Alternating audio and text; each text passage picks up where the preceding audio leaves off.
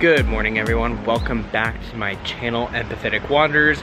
If you are new to my channel, welcome and thank you. My name is Jeff, I'm from the United States, and for the past few years I've been traveling primarily in Asia after living in China for a few years.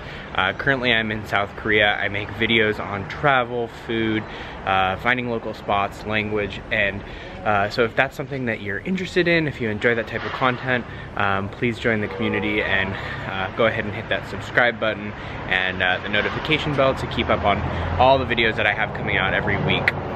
So today we are going to see my Airbnb here in Seoul. I've actually only ever stayed at one Airbnb in Seoul, so I'm not sure that this is like exactly what everyone is like, but it seems to be pretty similar to all of the ones that I looked at. And I really wanted for me to be in a place that was outside of kind of the traditional, more foreigner centric area, the neighborhood of Itaewon. So let's see my Airbnb. My Airbnb is actually like a unit within a larger unit. So I have this magnet key that I just put onto the door for the front, and then I also put onto the door for my Airbnb. I don't need a code.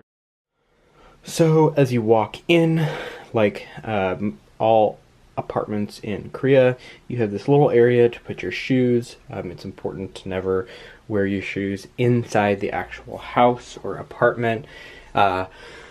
In this one, we've got this little section with like household appliances, like a blow dryer and an iron.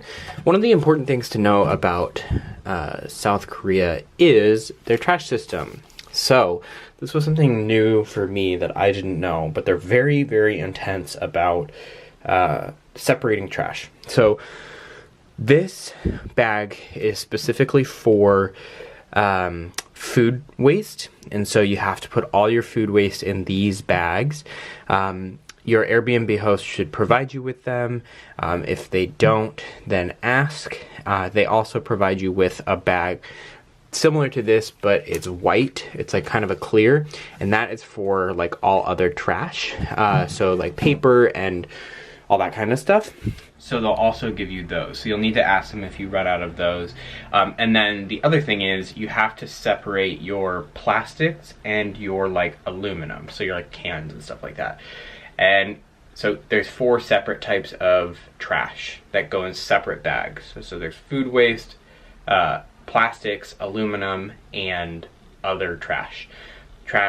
Other trash goes in bags that they'll give you. Food waste goes in those yellow bags, and then the other 2, plastic and aluminum, can go in just like whatever bag that you have. So every time you go to a convenience store, you can get a bag and you can use those. Your Airbnb host will then tell you where you're supposed to put those that trash out.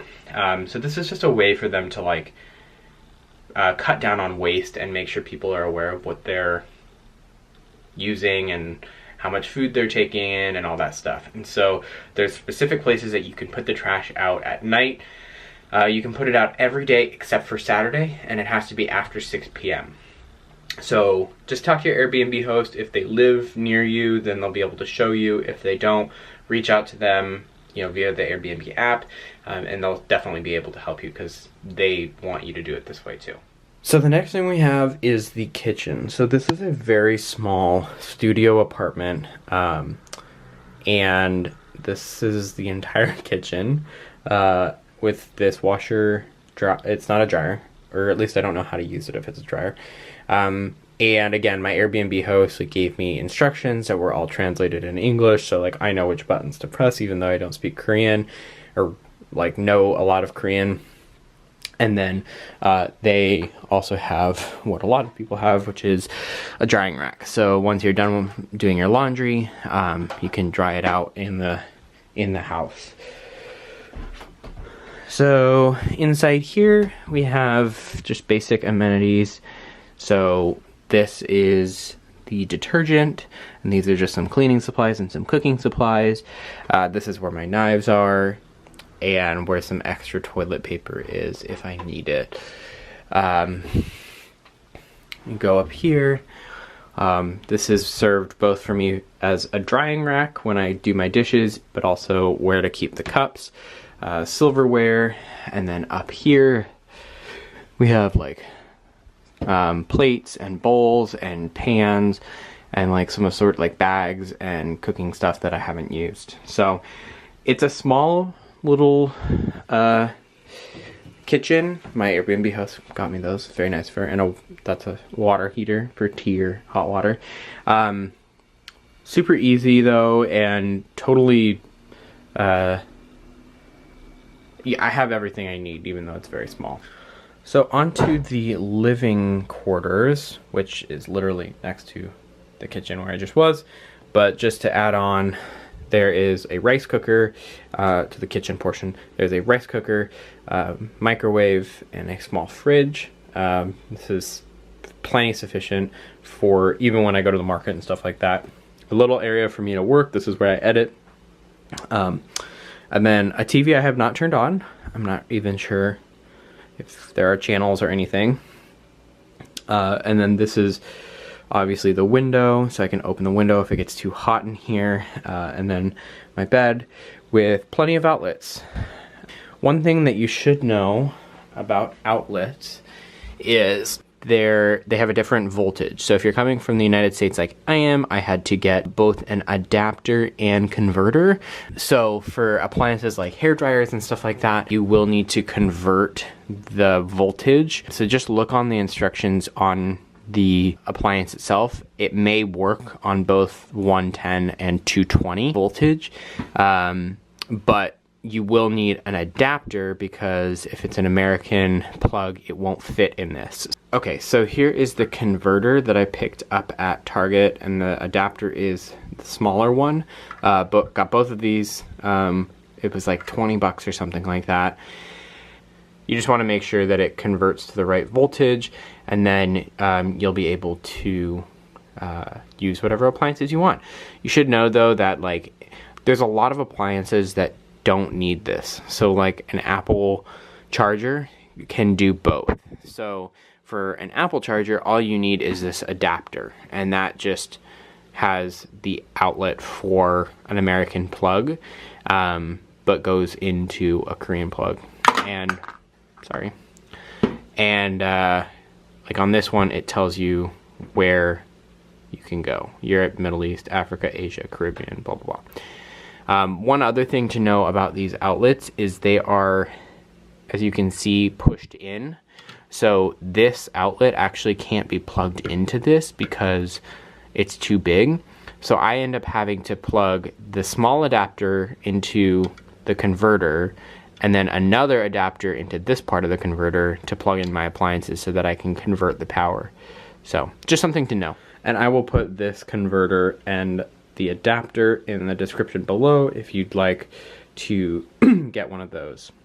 Like I said before, the Airbnb that I'm staying in right now is like a separated unit within a larger property. So the people that own this place actually live like right next door, which in the beginning I wasn't like super stoked on, because I have always been the type of person that wants a completely, like, I don't want to have to meet anyone. I just want a place I can go to.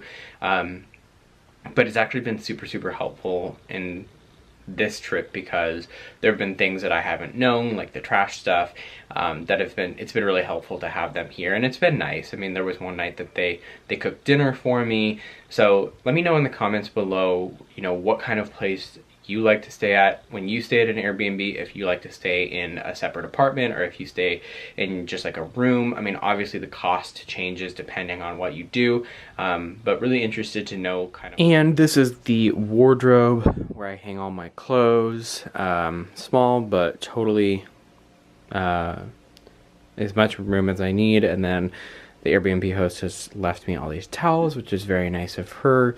And an ironing board along with this, what looks like a food tray that I could use to eat on my bed.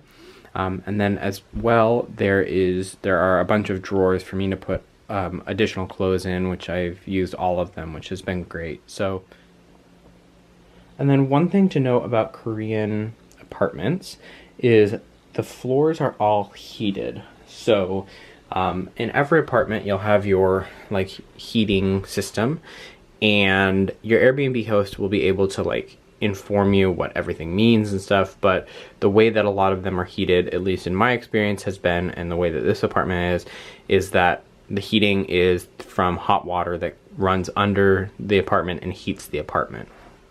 All right, and then the last part is just the bathroom, which is pretty basic. That's me. Ooh, that's cool. Yeah, pretty basic bathroom. This is a very typical bathroom where the shower is also a part of the larger bathroom. So I think it's called a wet bathroom where everything gets wet. And yeah, there's not much. They have these little sandals that you can wear to keep clean. And you'll want to turn the water heater up in order to have hot water. And then they have some shelving units that I haven't used that much of. But yeah, pretty basic. Well, I hope you enjoyed that video. I hope you enjoyed my Airbnb here in Seoul. It's pretty typical of the ones that you find when you look any up on Airbnb. It's small, but serves every purpose I've needed it to. Wi-Fi is great, and it's actually really, really cheap. So I know it was advertised as more, but when you book for as long as I did, because I've been here for a full month, you get a huge discount in the amount that you have to pay. So I actually only paid, like, with all of the extra fees on top of the like per night cost, it was like $25, $26 a night. So it's super affordable. You can make it work. It's going to be more expensive if you're only here for a week or two, which I know most people are. But even then, it's like, you know, it's not bad. $50 or $60, and the transportation is super, super easy around here. So unless you're really worried about being able to communicate, I would definitely recommend coming places that are definitely near like a metro stop, but not like they don't need to be in, you know, really, really busy districts. I mean, super easy to get around. I would suggest getting the Naver app because Google Maps does not operate in South Korea, so you can see the map, but you can't click on anything. So it's easier to use the app that South Koreans use, which is called Naver, which I will put a link in the description below to that app. But I hope you enjoyed this video. If you enjoyed this content or these kinds of reviews, please let me know in the comments below. Give me a like if you enjoyed it, and I hope to see you guys in the next one. Let's keep wandering, keep being empathetic, keep spreading positivity, and have a wonderful day.